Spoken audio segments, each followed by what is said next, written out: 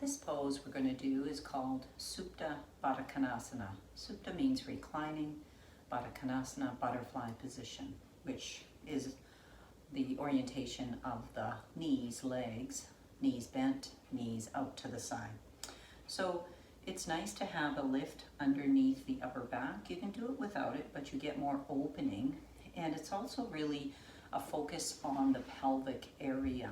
So you can use either a standard bolster, that's the typical. If you don't have one of these, then if you have the Mexican blankets or some kind of dense blankets, you can stack it up to a height that feels comfortable, typically maybe 4 to 6 to 8 inches high, typically not higher than that. And if you have these Mexican blankets, one nice way to work with those is they might be a little uneven from side to side due to just the folding and then where the fringe is. So stacking 2 or maybe 3, just offset the fringes. I think 2 is plenty. And again, if your head tends to be forward just because that is a posture that is developed over time, you might need a crossways blanket for your head underneath the back of your skull so it lengthens through the back of the neck as much as the front. If there are no low back issues, you can tuck the low back right up against the lift. The buttocks are on the floor.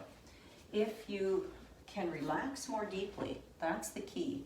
Not if the knees can just drop out to the sides. You want to test and see, do you actually relax the inner thighs, groin area more if they're supported? And this is typically true, that you are able to relax because the body knows and feels supported, so it can relax, the muscles can relax more deeply. So I've got my legs in butterfly position, soles of the feet together. It doesn't matter if the feet are out further or in closer, just let what your knees will do to decide what kind of bend the knees have. And then before you come down, use your hands behind you, lift the buttocks up, tuck the tailbone, keep that tuck, and then lower down. So you're actually on more the rim of the pelvis side of the buttocks versus the tailbone side. And then as you come down, keep the lift with the hands so that the spine is nice and long. And then lower the upper back down so it's centered over the width of the bolster. The head should be supported. And again, if when you come down, the chin's way higher than the forehead, and that just is trying to adjust for a forward positioned head in your daily life posture, then you're going to have a crosswise lift underneath. Could be just even a towel. And again, not force it till it's most comfortable, but somewhere in between. So over time, you get more comfortable with the head in alignment. Here, your arms can be out to the side, just nice and wide with the forearms in the back of the hands down. If you want to work into the arms a little bit more, they can go out to the side like a cross of a T, or bent a little bit more over the head.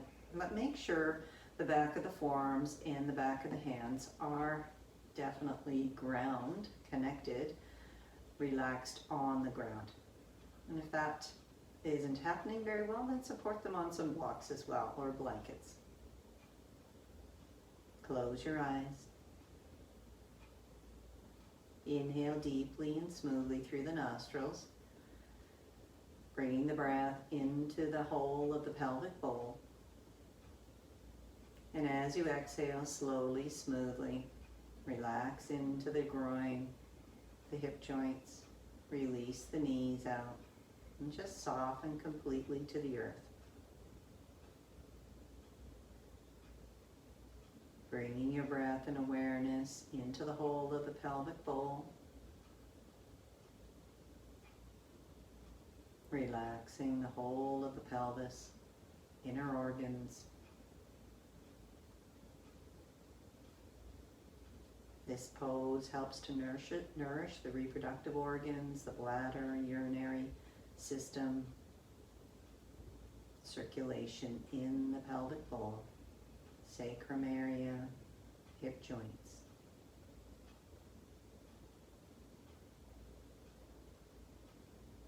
It's the second chakra, yin posture.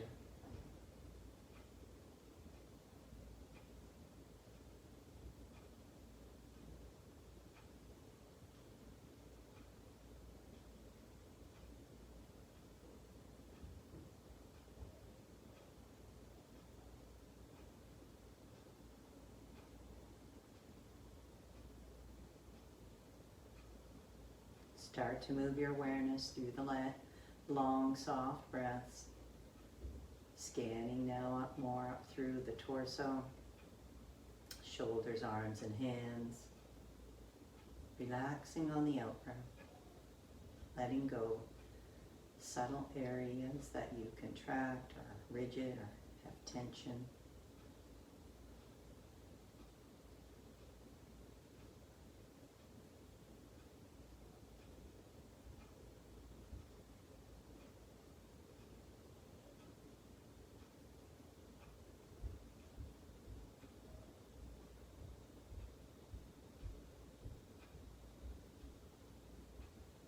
Moving awareness into the neck and throat and the head. Focusing on relaxing the sensory organs. The mouth, tongue and jaw.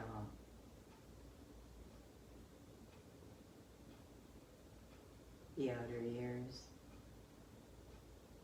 Eustachian tubes, inner ears. The nostrils and the sinuses.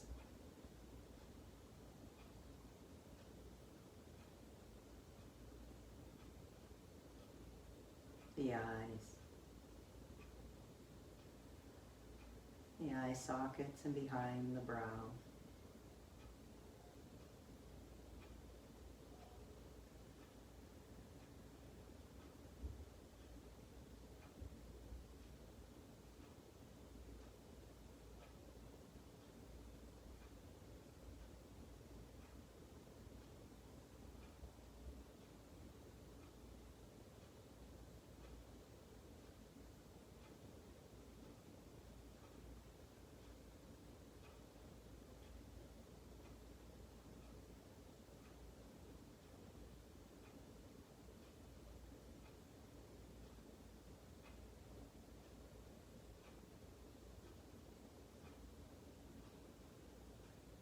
If the mind is all over the place and it's challenging for you to stay present in the moment with the breath,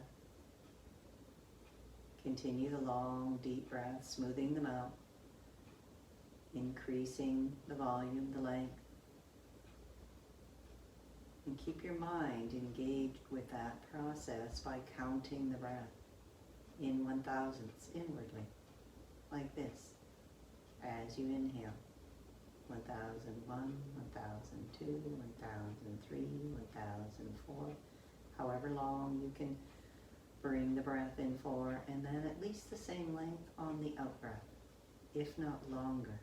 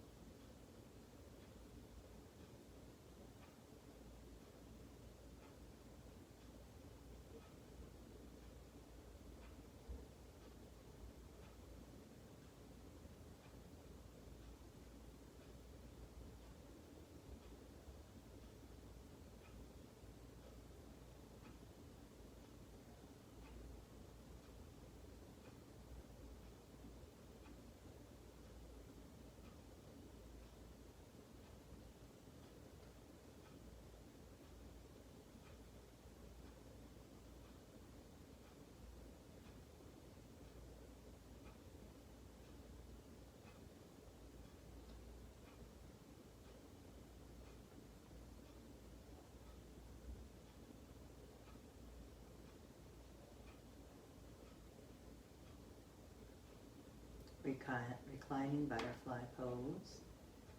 It's a pose about equanimity, balance, stability of emotions. You can feel that quality of equanimity and repeat the word inwardly as you resonate that energy.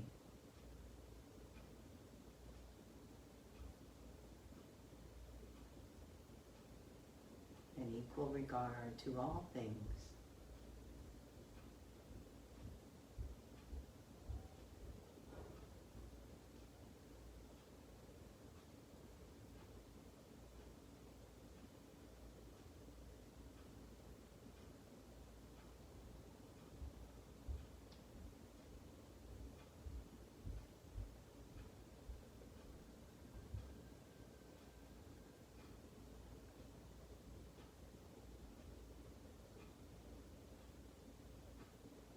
Prepare now to come out of this.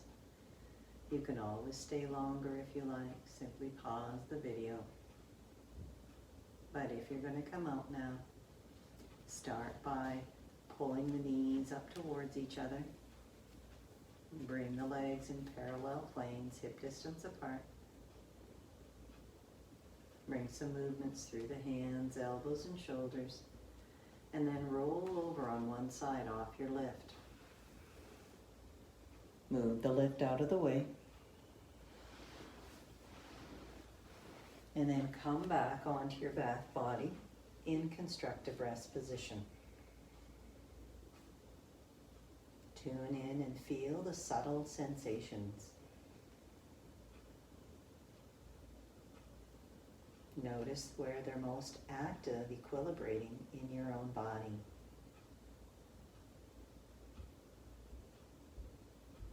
The pausing after a pose is as important as the pose itself. The tuning to the time of integration, allowing the benefits to take hold within you. And when you're ready, return to your side and come out of this position.